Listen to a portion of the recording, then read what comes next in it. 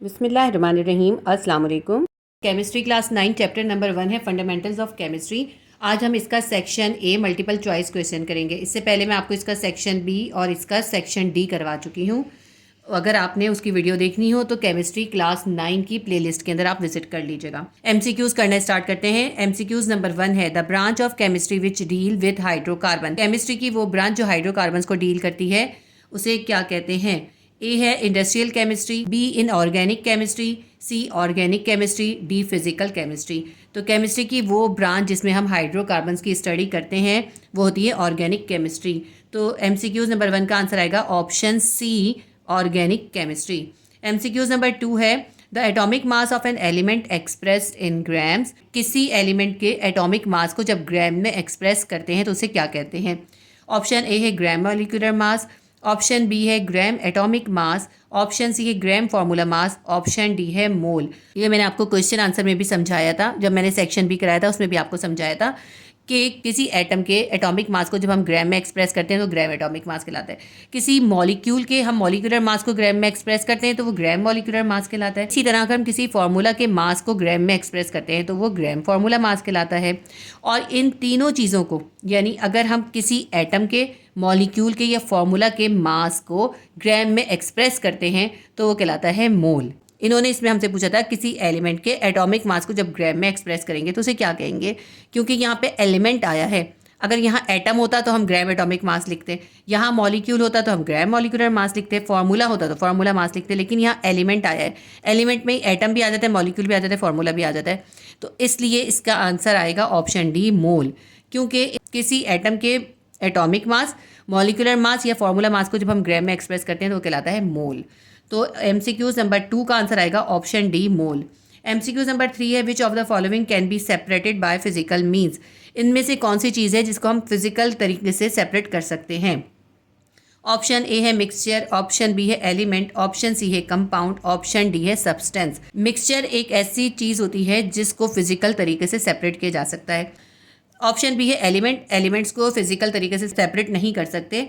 Option C है compound, compound को भी फिजिकल मीन्स से सेपरेट नहीं किया जा सकता। और ऑप्शन डी है सब्सटेंस। किसी भी मैटर की जो प्योरेस्ट फॉर्म होती है वो कहलाती है सब्सटेंस। जब वो खुद ही प्योर है तो उसमें से तो हम कुछ भी सेपरेट नहीं कर सकते। तो इसका आंसर आएगा option a mixture. MCQs number 3 का आंसर हम लिखेंगे option a mixture.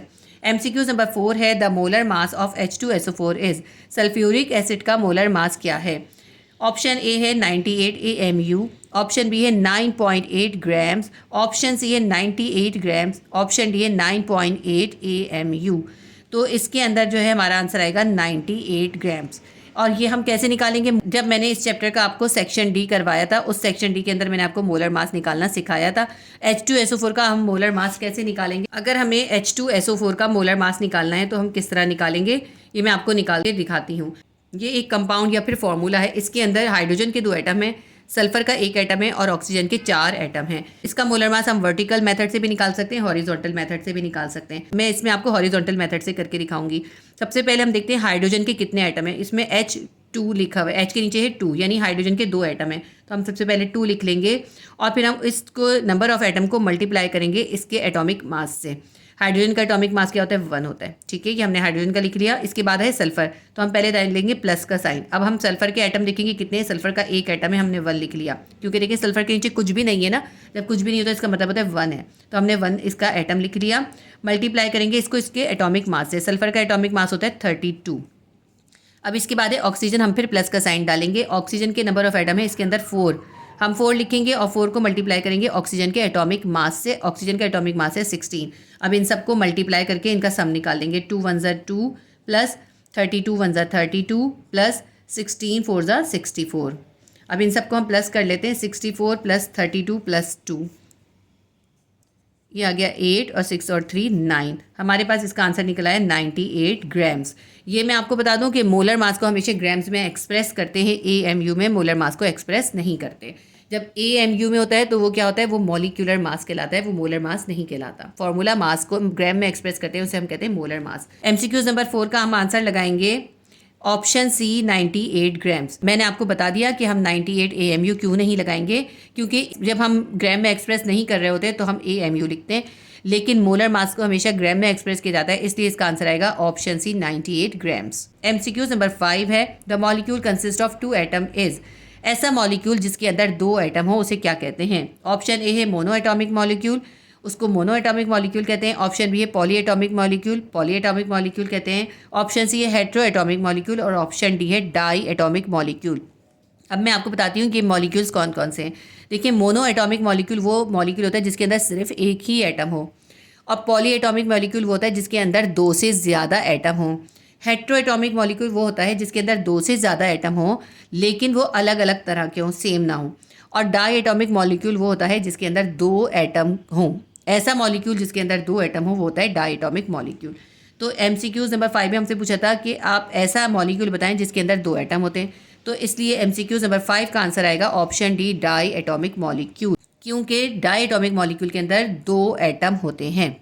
MCQ number 6 है, a formula that indicates actual number and type of atom in a molecule is called. किसी मॉलिक्यूल का ऐसा फॉर्मूला जिसके अंदर हमें उसके अंदर मौजूद एटम के एक्चुअल नंबर भी पता चल रहे हो और टाइप भी पता चल रही हो, वो कहलाता है, क्या कहलाता है? ऑप्शन ए है केमिकल फार्मूला, ऑप्शन बी है एम्पेरिकल फार्मूला, ऑप्शन सी है मॉलिक्यूलर फार्मूला, ऑप्शन डी है फार्मूला मास। अब मैं पहले आपको बताती हूँ कौन से फार्मूले हैं। केमिकल फार्मूला जो होता है ना, उसके अंदर उसकी वैलेंसी दिखाई देती है, उसके अंदर वैलेंसी लिखी जाती है। ऑप्शन बी है एम्पेरिकल फार्मूला। एम्पेरिकल फार्मूला के अंदर जो होता है एक्चुअल नंबर ऑफ एटम नहीं होते, बल्कि एम्पेरिकल फार्मूला के अंदर जो जो एटम शामिल होते हैं उनके सिंपलेस्ट रेशो लिखे होते हैं। किसी भी सब्सटेंस के अंदर मुख्तलिफ एटम अगर कंबाइन हो रहे हैं तो वो किस रेशो में कंबाइन हो रहे हैं वो हमें एम्पेरिकल फार्मूला में पता चलता है, उसके अंदर हमें एक्चुअल नंबर ऑफ एटम नहीं पता चलता। ऑप्शन सी मॉलिक्यूलर फार्मूला है। मॉलिक्यूलर फार्मूला के अंदर हमने किसी भी मॉलिक्यूल के अंदर मौजूद तमाम एटम के एक्चुअल नंबर भी पता चलते हैं और उनकी टाइप्स भी पता चलती है।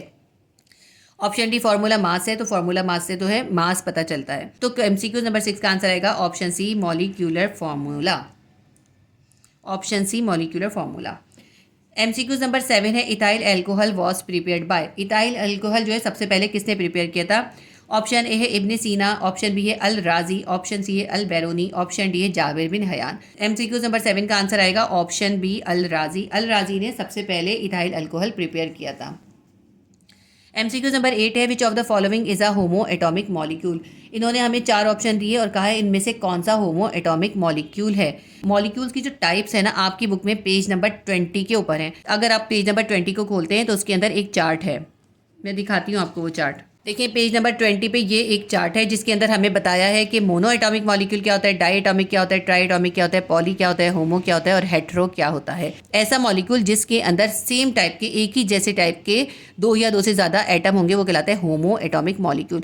और ऐसा मॉलिक्यूल जिसके अंदर डिफरेंट टाइप के 2 से ज़्यादा एटम होंगे वो कहलाता है हेट्रो एटॉमिक। होमो एटॉमिक और हेट्रो एटॉमिक आपको समझ में आ गया। पॉली एटॉमिक मॉलिक्यूल में 2 से ज़्यादा एटम हो सकते हैं, ट्राई एटॉमिक में 3 से ज़्यादा एटम होंगे और डाई एटॉमिक के अंदर 2 एटम होंगे और मोनो एटॉमिक के अंदर सिर्फ 1 एटम होगा। ठीक है, इनकी एग्जांपल्स भी साथ साथ लिखी हुई हैं इसके अंदर। अब ब्लैंक के अंदर हम देखते हैं हमें क्या ऑप्शन दिए हैं। ऑप्शन ए है H2।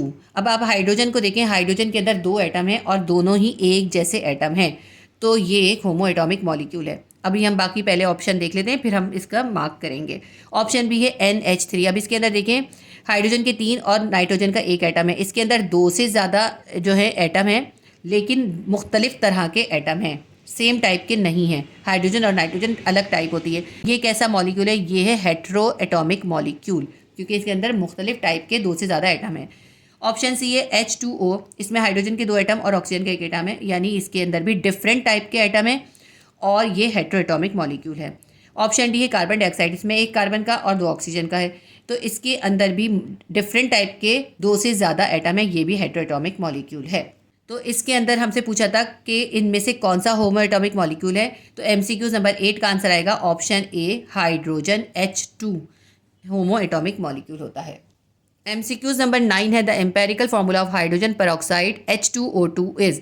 देखिए, हाइड्रोजन पेरोक्साइड का इन्होंने हमें एम्पेरिकल फार्मूला पूछा है और हमें ये जो है ना इसका मॉलिक्यूलर फार्मूला दे दिया। H2O2 जो है मॉलिक्यूलर फार्मूला है। अगर हम इसके जो सिंपलेस्ट रेशो निकालें तो देखें 2 1 2 2 1 2, तो हमारे पास क्या आ गया, 1 H और 1 O। तो ये जो हमारा फार्मूला बना है ना, ये होता है एम्पेरिकल फार्मूला। एम्पेरिकल फार्मूला के अंदर जो है सिंपलेस्ट रेशो पता चलता है। अब हमें क्या रेशो पता चल रहा है, हाइड्रोजन और ऑक्सीजन बराबर के हैं क्वांटिटी में।